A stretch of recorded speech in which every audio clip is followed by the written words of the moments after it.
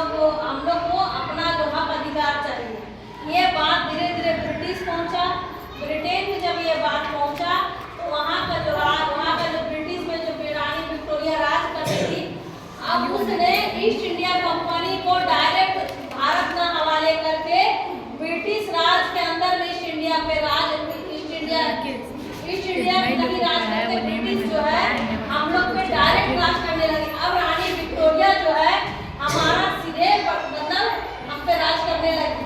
इसके कारण कुछ सुधार भी हुआ देश में, ऐसा बात नहीं कि सुधार नहीं हुआ। जब ब्रिटेन जो है डायरेक्ट शासन करने लगा तो कुछ सुधार और अधिकार भी मिला। धीरे धीरे भारत जो है अपने हक अधिकार को मांगने लगा और यहाँ के बहुत सारे लोग जो है जो बुद्धिजीवी लोग थे, जो पढ़े लिखे थे, उन्होंने इस बात को महसूस किया, इस बात को समझा कि हमें क्या है अब अपने हक अधिकार को और अपने देश को आजाद कराने के बारे में सोचना चाहिए। इसी क्रम में आगे बढ़ते हुए 1858 से ब्रिटेन का राज आया और उसके बाद धीरे धीरे बहुत सारे स्वतंत्रता सेनानी ने 1943 तक हमारा देश को आजाद कराया।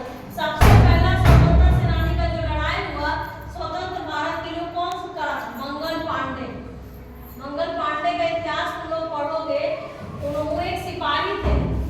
ब्रिटिश वाला जो सिपाही था उसमें मंगल पांडे नाम का एक सिपाही था जो विद्रोह कर दिया था।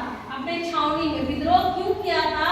तो उसको उस समय बताया गया कि हिंदू और मुस्लिम बहुत सारे लोग उन लोगों में सेना थे, तो बोला गया जो नया कारतूस आया है उसमें क्या है? सुअर की चर्बी है ना, और गाय हिंदू के लिए पवित्र है और सुअर जो है मुस्लिम लोग के लिए।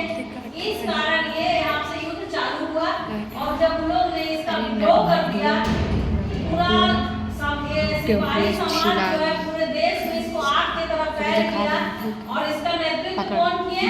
बहादुर शाह जफर। बहादुर शाह जफर मुगल शासनकाल का अंतिम राजा जो था वो इसका नेतृत्व किए और ये लड़ाई जो है अपने चरम पर नहीं पहुंची, पर इसे स्वतंत्रता का प्रथम युद्ध के रूप में माना जाता है और ये हमारा एक पहला सीढ़ी भी बोल सकते हो। वहाँ से लोगों में इस बात की चेतना बहुत तेजी से फैली